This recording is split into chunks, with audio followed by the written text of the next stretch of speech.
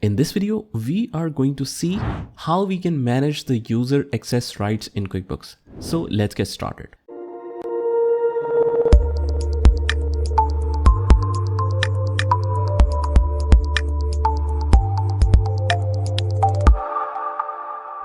Alright, now we are going to explore a very important area in QuickBooks, and that is setting up user access rights. Now basically, when you practically implement this software in a company, there is not only one user using this software, but there will be many other users or employees that will be using the same software, and they might be on different levels. Some of them might be on the junior level, some of them might be on senior level. So that means their access rights should be different. A junior level staff should only be allowed to enter the documents and should not be able to see all the reports or company and financials, right? While the senior level of the staff should have much more access. Similarly, some of the people might be working just for the receivable department. So in that case, they should only access the customers area. Some of them might be in payable departments, so they should be able to access the vendors section. So just like that, we can set the access rights for all the employees of the company so that we can manage everything properly while maintaining the security of the company. And moreover, guys, you can also set the access rights that an employee can only enter the invoices and should not be able to edit or delete it later on. Similarly, you can implement user access rights in such a way that you can implement the segregation of duties. For example, the person who is entering the invoices should not be able to use the receive payments option, because if both of these functions are performed by the same person, it increases the chances of fraud, right? So let's see how we can set up all of these rights. Now, by default, when you create a company, there is only one user, which is manager or admin of the company. Now, afterwards, admin or manager will decide the user access rights for all the other users in the company. Now, you can set up user access in two ways. One way is you set up the specific user access rights for each individual employees. And the second way is you specify the user access type or the category or industry they are working in. So for example, receivable department. Receivable department might have certain access to the invoices, reports and all. So this should be same for all the receivable department staff, right? So in that case, you can just define a user access right for the receivable department, and that should work for each and every single employee. Just you will select that category and that should do the job. So this is basically defining the roles. Let me show you how. Now, in QuickBooks 2024, the link which I provided, if you go to users and try to set up user and roles, it might need some additional subscription. So you won't be able to access this area until you have the official purchase license. So what we can do is, to learn this area properly, we will use another version of QuickBooks, which is QuickBooks 2018 version, that I will attach with the link of this video. So you can just install that one as well. You don't need to uninstall QuickBooks 2024. You can just additionally install QuickBooks 2018 version, and you will notice that it's almost the same. If you see some lesser options, that's because I am using the service-based business, which doesn't involve inventory. So that's why. If you want to enable the inventory, I can go to edit and preferences. I'll go to the items and inventory, company preferences, and select inventory and purchase orders are active. Click OK. And now you will be able to see many more features. So the interface, as you can see, this is QuickBooks 2018 and this one is QuickBooks 2024. So almost each and every single thing is similar. So let's close this 2024 because we are unable to access the user access rights. Let's work on 2018 version.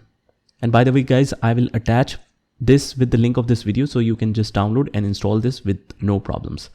So anyways, I'll go to company and click on users and set up users and roles. Now remember, this can only be done by admin, and since we are already logged in by default as an admin, so that is shown here. Now I'll go to new area and set up the username. Let's say Joseph. And let's create a password. Now it is recommended that you set up a complex password, but for now I will keep it very simple, which is 1234. Confirm password 1234. And at the bottom, you can see that we already have many available roles. I can just simply allocate. If it is related to account receivable, it is described what is included in the access of account receivable. This role is designed for your account receivable staff members access to areas activities such as invoices, receive payments, statements, credit memos, and customers and receivables report are accessible to them. So if you simply want to use the current settings of QuickBooks that it offers by default, you can just simply add it and click OK, and it will be set. Now, if you are happy with the current access rights settings, that's fine. But again, we cannot see the assigned role, what it includes and what it excludes. I want to customize this, for example. So let's click OK. But after that, I will go to the role list and I will see the account receivable role. I'll click on edit, and now I can see all the areas. In the accounting, he doesn't have any access. As you can see here, that all of this is marked as empty. It's not filled in green. If you click on full, you will see that some of them are filled with green and some of them are still set to partial. So if I select none, now if I drill down the accounting and change it to full, you will notice that all of them change to green. That means we have full access in the accounting features. So I'll again set it to none, and similarly you can set each individual area.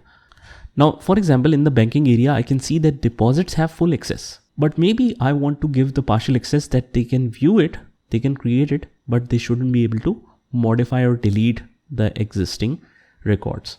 Similarly, in the centers, I can see the customer center, employee center, and vendor center. Vendor center, we don't have any access because we are related to account receivable.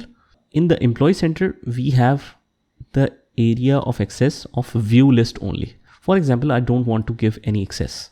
And in the customer section, we have full access. But for example, I don't want them to delete the existing records only. Similarly, you can check each and every single area if they should have vehicle mileage access. I will set it to none, let's say.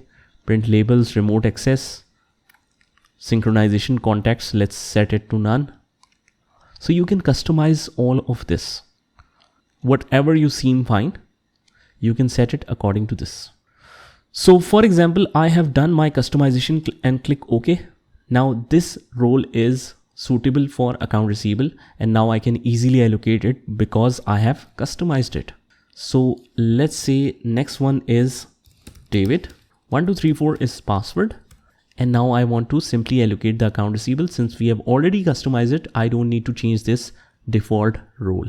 I have customized it according to my requirements. But let's say I want to employ some of the persons with the sales team, and they should only be responsible for entering the sales invoices. That's it. So if we check the existing role list, we can see the sales, but we are not sure up to what extent does it give the access. So I want to set up just for the sales data entry. Let's create a new role and let's write it sales data entry. You can describe it what is included here. And then let's browse the customer and receivable section and select the invoices. Now let's say we want them to just view, create, and print the sales invoices. That's it. And let's say they are able to view, create, and print sales order as well, and sales receipts as well. And in the report section, they should only be able to view the report of sales. That's it. Click OK. And this is the sales data entry, which should be the new role list. So I'll create the new user, and this one is Smith. Let's say password is 1234. 1234 is confirm password, and I want to allocate the sales data entry role to him. Let's allocate it. You can see it in the assigned roles. Click OK, and we are good to go. Let's close this. Now this is how you can define all the roles. Now, if you want to log out and log in from that current user, you can simply do this. Right now I am logged in with the admin access, so I have all the rights, right? But it will be very different when we use or log in by the other user. Let's click on file and click on close company or log off. And now I will open this company again, and let's write Smith here. 1234 is the password. Click OK. And now, although on the main interface, you can see all the areas, you can even see the vendors section, the chart of account section. But when we click on any particular part, you will be warned that you need view access under the purchase order to perform this action. Ask your QuickBooks administrator to grant you this permission. Similarly, if we click on chart of accounts, you will get the same message. You will get the record deposit, same message, refunds and credits, same message. You are only allowed to enter the create invoices. That's it. So for example, if I want to create any sales invoice, and let's say I have saved it. Now, if I want to make some correction, you can see that it is under read only area. You can see this all grayed out. That means you won't be able to delete it. You need admin access for this. So you can see how good it is. So you can see how clearly you can define all the roles and user access rights and can manage your records in much better and secure way. So guys, this is how you can use the user access rights feature in QuickBooks.